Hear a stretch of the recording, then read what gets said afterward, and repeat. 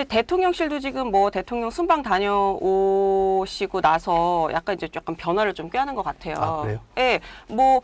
그 주말에 그 대통령실에서 이런 발표를 냈어요. 사실상 종부세 폐지하고 상속세는 30% 안팎으로 낮추는 방침을 좀 발표를 했는데 일단 이 정책 방향에 대해서 동의를 하시는지 좀 묻고 싶은데 좀 근데 입장을 얘기해 저는 주세요. 아이가 하나의 정책에 대해서 뭐 제 입장이 있을 수는 있습니다만 지금은 네. 각각의 정책에 대한 입장보다 더 중요한 게 제가 좀 의아스러운 거는 네. 이런 거예요. 아니 근데 대통령실에서 발표를 하면 법이 바뀝니까?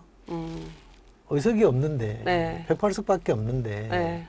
법을 개정할 힘이 없는 게 대통령실인데 네. 그럼 정부가 야당의 도움을 받지 않는 이상은 이걸 법을 못 바꾸는 거 아니에요. 근데 지금 여야 관계는 최악이고 그쵸. 거부권과 뭐 이 다수당의 대결이라고 네네네. 그럴까? 그런데 야당의 도움도 전혀 없고 소통도 없이 불쑥 이걸 던져놓고 하겠다라고 하는 자체가 너무 저는 몽롱해 보이는 것 같아요. 그러니까 그거 여쭤보려고 했었는데 이게 네. 사실 결국 입법 과제잖아요. 말씀하신 대로 지금 입법권과 거부권이 지금 팽팽하게 맞서고 있는 상황인데 지금 정부 여당이 야당과 협치를 최대한 잘해서 이거를 성과를 어쨌든 이런 거를 정책 방향을 제시하는 것까지는 좋은데 결국은 이게 성과로 이뤄져야 이제 변화가 있을 수 있는 건데 지금 상황 봐서는 뭐 상황이 좋아지는 커녕 뭐 지금 팽팽하게 대치를 하고 있어서 뭐가 이루어지지 않을 것 같은데 그럼 말씀하신 대로는 시기적으로나 이 절차적으로나 굉장히 좀 부적절했다 이렇게 보시는.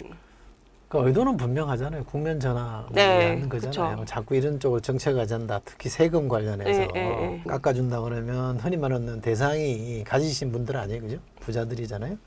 물론 이제 금융투자 소득세에 대해서는 더 많은 사람들이 있을 수 있고 네. 또 개미 투자자들도 있을 수 있긴 합니다만 대체로 보면 세금을 많이 낸다라고 하는 사람들은 보통 사람들보다는 많이 가진 사람들인데 그 사람들 대상으로 본인의 지지층이라고 생각하니까 이런 혜택을 주니까 좀 더 저를 지지해 주세요라는 메시지를 내고 싶은 건 이해합니다. 그리고 그거 가지고 찬반 논쟁으로 가면 차상병 특검이라든지 김건희 여사 특검이라든지 이런 걸로 조금 분위기가 좀 희석될 수 있는 그런 장점이 있긴 합니다만 그럼에도 불구하고 일단 감당할 수 없는 안을 마치 자기가 해낼 수 있는 것처럼 하는 것 자체도 오바고 그리고 프로세스도 아직 진행이 제대로 안 된 거잖아요. 불쑥 꺼내놓고 하겠다 말겠다.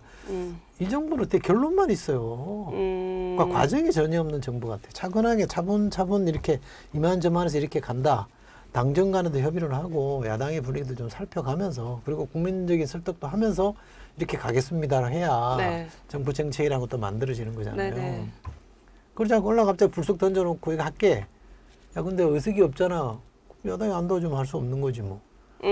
이렇게 끝내버리면 안 내가 너무 무책임한 거잖아요. 좀 더 책임 있는 국정 주체로서의 자세를 보여주면 좋겠어요. 일단 이거 방침 밝히고 야당이 조금 부정적인 얘기를 하니까 대통령실에서도 여러 가지 안 중에 하나더라고 약간 한 발 빼기는 또 했었어요. 그러니까 대통령을 모시는 분들이 그렇게 모시면 안 되고요. 어쨌거나 대통령은 국민이 직접 선출한 공직자이기 때문에 그 대통령의 말이라는 게 국민들에게 직접적인 영향을 주는 거기 때문에 심사숙고해서 여러 가지 옵션들을 최대한 검토하고 또 검토해서 그래서 국민들한테 얘기를 해야 되는 것이고 그래서 충분히 논의하다가 아니면 물러서는 거는 정부로서 불가피하죠. 그런데 의대 정원 같은 건 안 물러서잖아요. 그놈의 2,000명은 어디서 나온 건지를 모르겠는데 무조건 요지부동을 안 된다는 거 아닙니까? 그죠? 그래서 이제 문제를 많이 꼬이게 하는 거잖아요. 근데 이거는 또 너무 순식간에 한 발짝 물러서는 걸 보면 뭔지를 모르겠어요, 제가 사실은. 왜 저러는지를 잘 모르겠어요. 저 윤석열 정부의 도대체 일하는 스타일이나 정체성이나 뭔지를 제가 잘 가늠이 안 될 정도로 왔다 갔다 하고 서로 막 충돌되는 행위들을 서슴없이 해야 되니까 국민들도 마찬가지일 것 같아요. 전 청와대 정무수석으로서 만약에 이런 정책을 문재인 정부에서 냈다라고 한다면 뭐 내용 자체에 대해서는 문재인 정부에서 내기는 조금 어려울 수도 있지만 이제 이 정책 자체에 대한 내용을 떠나서 이런 정책 어쨌든 어떤 정책을 낼 때 어떤 프로세스를 대통령에게 제안을 하시겠어요? 아니 그건 충분히 숙성된 과정을 거쳐야 되는 거죠. 내부 소통도 해야 되고. 그러니까 네. 이 법과 관련된 세제와 관련된 거는 이해 집단들이 다 있기 때문에 네. 이해 집단들하고도 소통을 해야 되는 네. 거고 또 자신의 정부가 내걸었던 공약이나 정책 상하고 부합을 하는 건지 실제로 세금이 어떻게 과도한 건지 뭐 여러 문제점 네네. 여기에 대한 논의는 어디까지 진행이 왔는지 이런 것들을 전체적으로 다 점검을 해서 특히 이렇게 큰 세금이라고 하면 네. 근데 정부 내 TF 같은 거라도 좀 꾸려가지고 충분히 검토를 하고 그래서 이제 당하고 소통을 해서 당정협의도 여러 차례에 걸쳐서 하고 그럼 어느 정도 이제 숙성이 되면 고위당정 같은 걸 해서 네. 이렇게 해봅시다라고 하고 그다음에 대통령이 중심이 되든 당이 발표를 하든 해서 진행시켜 나가는 거잖아요. 네. 그리고 그 과정에서도 원내대표나 당에서 야당과 또는 이제 상대당과 충분히 네. 어느 정도 협의도 해보고 그쪽 분위기는 어떤 건지를 가늠을 해봐야 되잖아요. 네.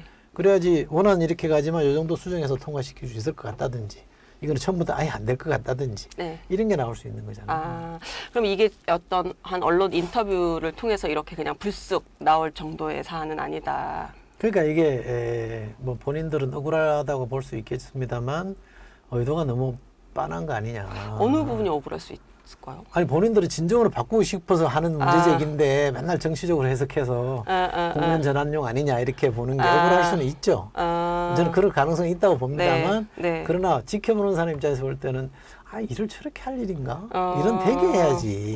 그리고 야당과 의회와 국민을 존중하는 차원에서 문제를 풀어가려고 해야지. 네. 마치 내가 정답을 갖고 있는 사람이고 내가 이게 옳다 하면 그걸로 되는 거야 네. 라고 생각하는 그야말로 착각이거든요.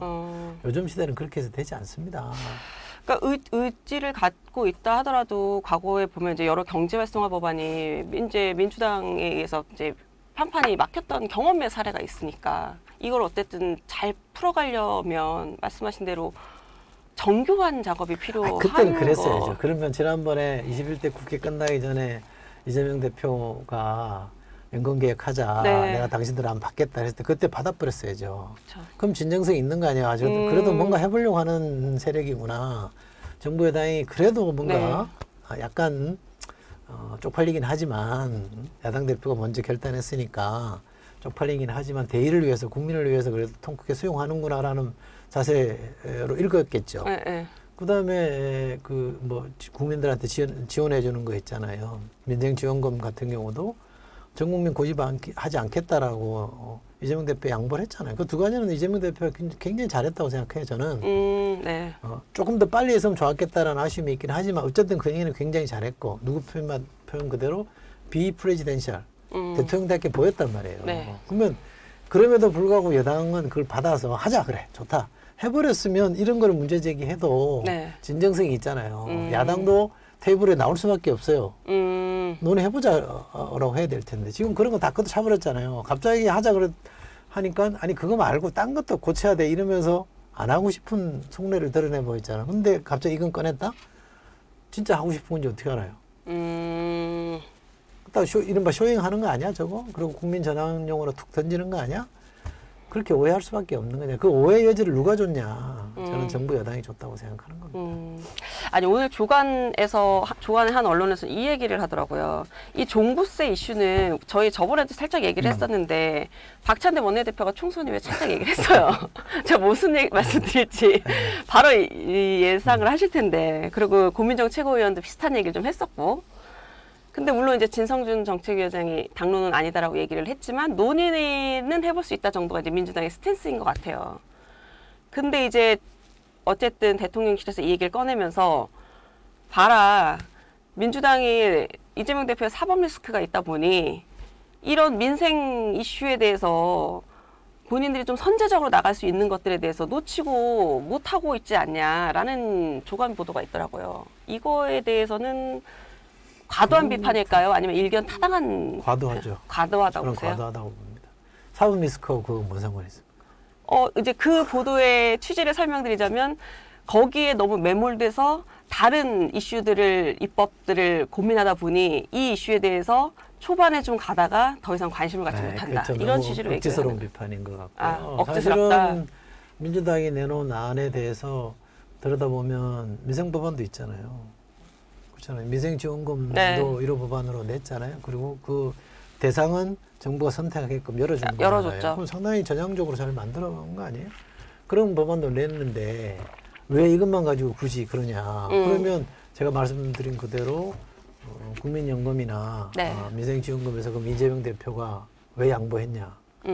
그건 또 뭐냐. 사법 리스크 때문에 바쁘신 분이 시간이 남아돌아서 그러면 그 양보한 겁니까? 그건 아니잖아요. 그러니까 우리 정치가 꼭 여당만 탓할 일은 아닌데 여야를 막론하고 네. 상대의 진위와 의도를 자꾸 가늠해가지고 이거 아니냐 오해하고 공격하고 타협을 거부하고 이런 게 정말 나쁜 정치거든요. 저희 같은 관전자들이야 네. 아니 저게 진짜일까라는 생각을 해볼 수는 있겠지만 그러나 어쨌든 당사자는 네. 국정의 파트너라고 생각하면 최대한 선의로 받아들이려고 하는 노력을 해야 돼요. 근데 맨날 성명 나오는 거 보면 저 사람은 빠이가 될 사람인데 저러고 있다라고 공격하고 한쪽은 저 사람은 자기 부인 지키기 위해서 대통령 권한을 남용하고 있다고 하고 이러니 네. 서로 상대방에 대해서 좋게 생각할 여지가 있겠어요? 그럼 그 당 지지하는 사람도 마찬가지일 거 아닙니까? 그렇죠. 원수 대하듯이 할 텐데. 그렇죠. 그러면 이게 우리가 말하는 대로 정치가 분열을 조장하는 정치가 통합을 만들어내는 게 아니라 분열을 만들어내는 그밖에 안 되면 정치 본연의 기능을 안 하는 거잖아요. 그래서 정치 때문에 나라 망한다는 얘기가 나오는 거라고 저는 생각하는데 어쨌든 저는 야당이 이 다수 의석을 갖고 있는 만큼 조금 더 통 크게 정치를 복원하는 쪽으로 가면 좋겠다는 생각을 합니다. 그러나 그렇다고 해서 지금 아까 기사에서 비판하듯이 네. 사법 리스크 때문에 뭐 이런 거에 대해서 제대로 논의 안 하고 네. 그런다라고 비판하는 거는 그야말로 비판을 위한 비판이고 과도하다고 생각합니다. 네.